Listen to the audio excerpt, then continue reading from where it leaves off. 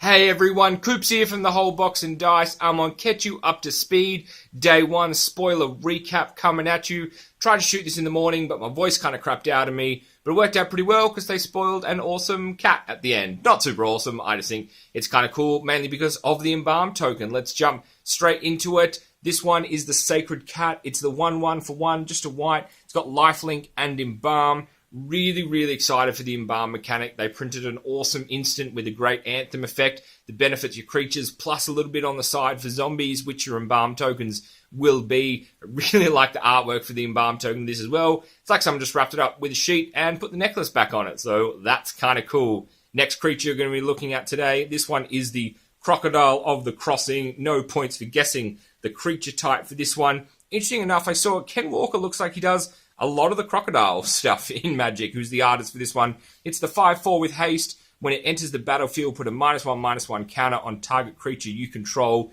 No, this isn't like Ridge Scale, Tusker kind of bomb, but it looks pretty solid. I like big green creatures with haste, and there looks like there's going to be some payoff interaction by putting a -1/-1 counter either on your opponent or even your creatures, which I'll talk about a little bit later. I do like this. I think this will be a strong limited card. Maybe in a budget constructed deck, you might even be able to get away with this. I don't know, but excited to see. Always like to see where the green, uncommon, big power, fatty guys fit into the format. Big fan of the Crocodile and the Ken Walker art there. Third creature that we're going to be looking at is the Amonkhet Crasher for 3. It's the Minotaur Warrior. With haste, it's a 3/2. You may exert the Crasher as it attacks. When you do, target creature can't block this turn. Couple of things. Mono red and this red-white vigilance deck is looking better and better. I like this card for a couple of reasons. It's not an enter the battlefield exert trigger, so if the board isn't set up for you to interact with, you don't have to necessarily use the exert trigger, which is good. You can just get in for damage on the haste, so big fan of that. We're going to see some awesome toppers for an awesome topper for the mono red curve or this red-white vigilance deck curve, but I do like this card, and let me show you what the 1-drop is, which I think is probably going to be like the standard 1-drop now going forward if Mono Red gets off the ground. This one is the Flameblade Adept. It's the Jackal Warrior for 1. It's got Menace whenever you cycle or discard a card. Flameblade Adept gets +1/+0 until end of turn. Really solid. There's definitely some mixed like commentary on this at the moment. I do like that if you cycle multiple cards or discard multiple cards, you still get that benefit each turn. I like that it's got the 2 toughness. I mean, it's going to survive things like Lily. Plus -1/-1 counters are going to be a thing. So those 1 toughness creatures, things like Veteran Motors, for example, suddenly become super vulnerable. Yeah, you can still use it to crew vehicles in response to the counters being applied, but it's not great if they're going to get, pinged off that easily. So I do like that it's got the 2 toughness here. Obviously not great for top decking, but solid card. I think it'll start off that mono red deck or that red-white vigilance deck very nicely. Before we get to our awesome new god creature, last one that they spoiled today, this one is the Anointer Priest for 2, Human Cleric. It's a 1/3. Whenever a creature token enters the battlefield under your control, you gain 1 life, and it has Embalm of 4. People are saying, I wish this was like whenever a creature enters the battlefield. I feel like they'd be a little bit too broken for 2 as a 1/3. Plus, you get the Embalm on it as well, so you get that recyclability once it's in the graveyard. Can Selesnya tokens come back? Obviously, anything that gives it life like this and allows it to buy a little bit more time to get some of their bigger, 6 and 7 turn plays out is obviously awesome. Hard to tell for cards like this, but I do like the printing. Love the stuff with Embalm on it. Like I said, really excited to see how this interacts. And, anything that makes tokens a viable strategy, I'm all for. Really enjoy playing with token-themed decks. But, ladies, gentlemen, boys and girls, cats and dogs, pigs and frogs, this is the first look at a god that we are seeing in Amonkhet. Some awesome talking points around this guy, gal, or whatever mystical being classification gods call themselves. Let me introduce you to Hazaret the Fervent. He's the legendary creature god for 4, 3 generic and a red. He's 5/4 with indestructibility and haste. Indestructibility? I don't know if that's a word. He's indestructible. Hazaret the Fervent can't attack or block unless you have 1 or fewer cards in hand. Pay 3, discard a card, deals 2 damage to each opponent. Huge amount of talking points on this card. Number 1, God's indestructible. That's awesome. Number 2, this looks like a crazy curve topper for a mono red or that red-white vigilance deck, because, give this thing vigilance, you can swing in potentially first turn. I like that his second ability enables the static condition of whether it can come online. It's like a Lupine prototype on steroids. That's kind of cool. I'll be really interested to know if all the gods have this as a staple thing. I feel like it's a little bit counter. Like, obviously, some of those decks are not going to want to empty their hand. It's probably more suited to a red thing. So I'm not sure if the other gods are going to have this as a stipulation, but it is kind of cool. It's kind of like when you're in the most trouble, i.e. just with one card or less in hand, the gods kind of come alive to protect you. So I kind of like it from that theme story point perspective. And it'd be interesting to see if all the gods have this condition, but that condition is then also supported by their second ability. Really, really like this. Please just let the card be what it is. Don't compare it to other sets. There's a reason why those sets are not here anymore, and there's a reason why the vintage deck is going to kill 99% of standard decks. Like, just let other formats exist outside of standard, and just be excited that we're getting some awesome new cards, please. That's all I ask. They're the creatures that we saw today. Let's jump into the next set. We're looking at some of the enchantments.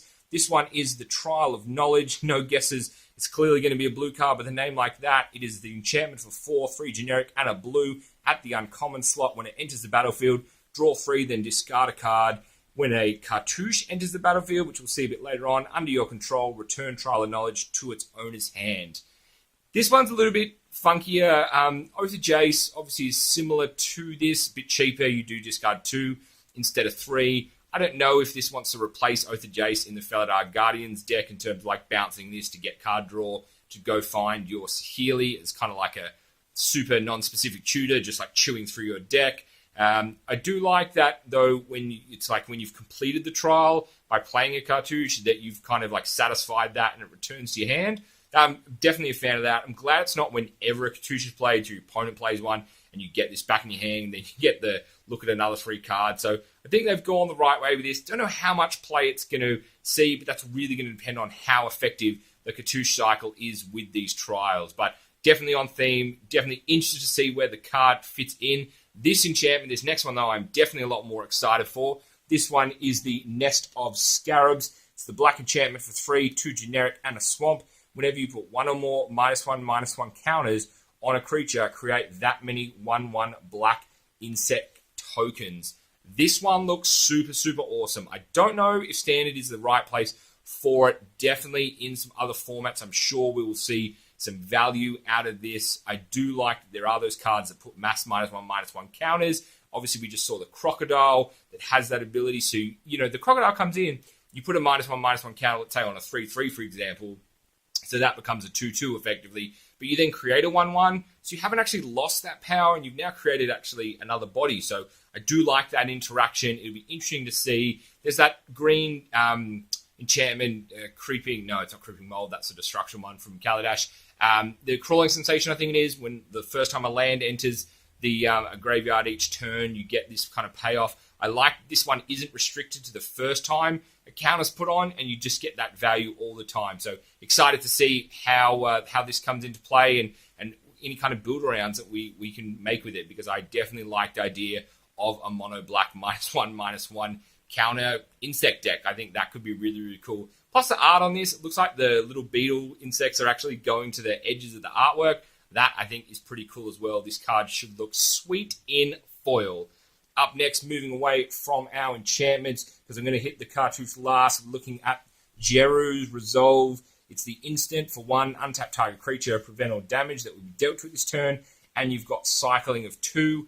Interesting here in that red-white deck that I was talking about, the Vigilance deck, if you exert a creature and you get that payoff from it, something like the Glorybringer or the Minotaur that we just saw before, you can then use this to untap it after you've gotten the benefit. I like that there's cycling on this card. The card's obviously amazing. Card's obviously amazing. Card's obviously not amazing. It's just a common, but I like that they've added cycling to just give you a little bit extra value. If there's not a need for it straight away, or you've passed that need for it, you can still get the cycling value off it. And obviously making something, prevent all damage, that's solid as well. So interesting to see. This is like your kind of 21 plus slot card in limited. That could be very interesting as well. But I think there are definitely worse cards out there than Jeru. I don't know if Jeru is going to be our like Dovin, like Tameo unique Planeswalker to that plane. I'm not sure if we're going to see that. That could be interesting, but seems to be featured in a bit of art and has got a card here. So interesting to see if he is our token Planeswalker themed of the set.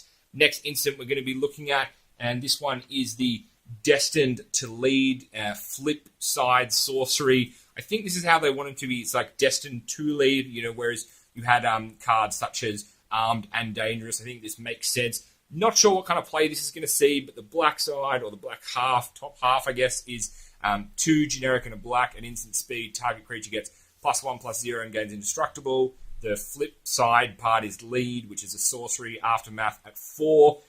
Cast this spell only from your graveyard, then you have to exile it.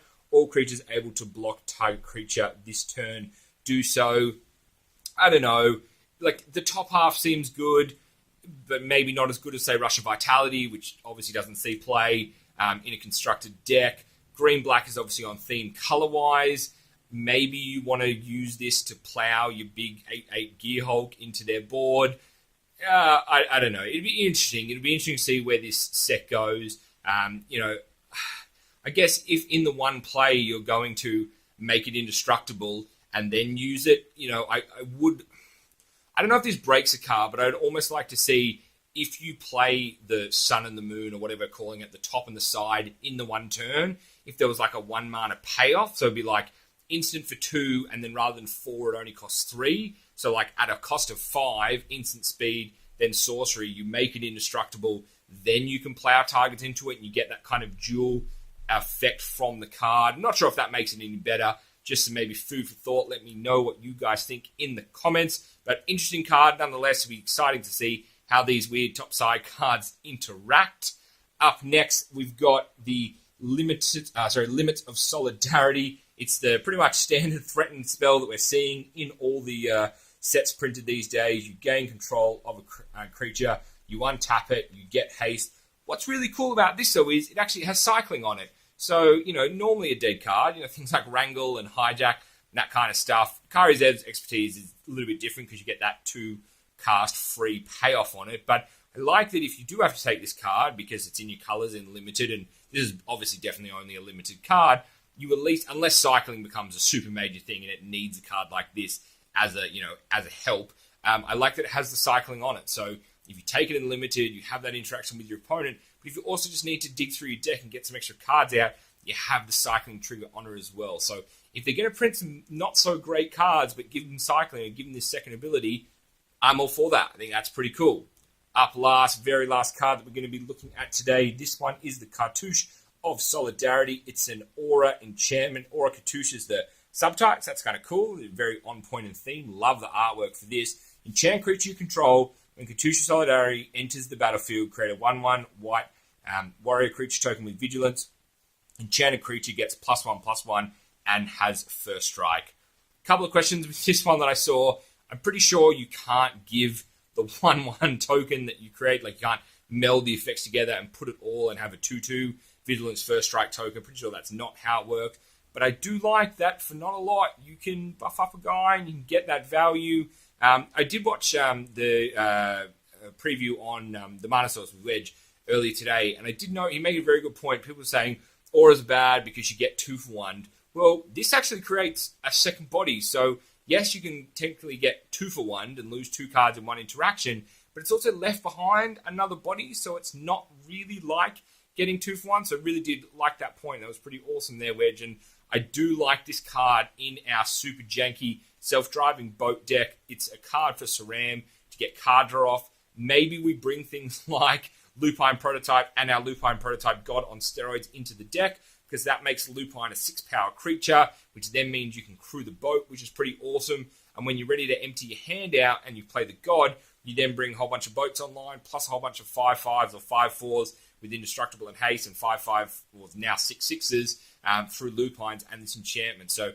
got a couple of ways that you can interact with these cards. Really, really, hopefully you can tell, enjoying some of the spoilers that we're seeing. Can't wait to see what tomorrow brings. Our first God. I feel like it didn't disappoint, and stop giving it hate because you haven't even played with the card. Unless you have, and then if you played with the card and you know it's total crap, then props to you. But I think it looks awesome. Would love to get your guys' girls, comments, feedback. Let me know what you think we're going to see next. Do you like the gods? Do you like where Embalm is heading? Is the crocodile, going to see the same kind of limited interaction as something like Ridge-Scale Tusker? What have I missed? Please let me know. Comment, like, subscribe, all that usual jazz. Thank you so much for watching. Can't wait to put up another one of these. Hopefully the voice doesn't die tomorrow morning and I can get a nice early video up for all of you lovely people around day 2. I've been Coops. This has been the Whole Box and Dice. Peace, guys.